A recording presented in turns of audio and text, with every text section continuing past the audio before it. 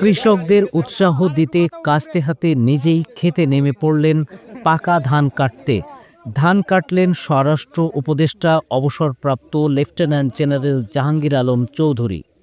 Media ধারণ করল সেই দৃশ্য। তখন সাংবাদিকদের সঙ্গে সাবলীলভাবে কথা বলতে দেখা যায় এই উপদেষ্টাকে।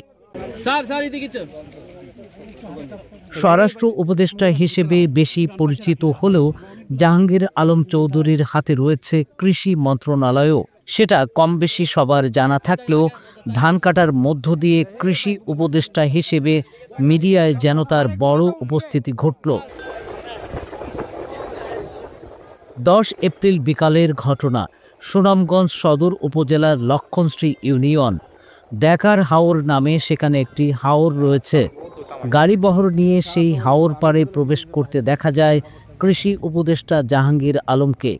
সেখানে স্থানীয় প্রশাসনের কর্মকর্তারা তাকে স্বাগত জানান।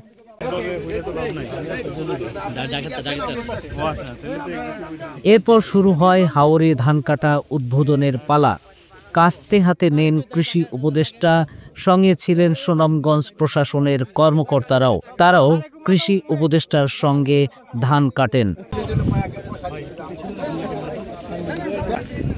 সুনামগঞ্জ প্রতিনিধি মনোয়ার চৌধুরীর পাঠানো তথ্য ও ভিডিও নিয়ে প্রতিবেদন risingBD.com। দেশ জুড়ে তোলপাড় ওয়ালটন ফ্রিজ কিনে হতে পারেন মিলেনিয়ার। এছাড়াও রয়েছে লক্ষ লক্ষ টাকার ক্যাশ ভাউচার সহ কোটি টাকার নিশ্চিত উপহার।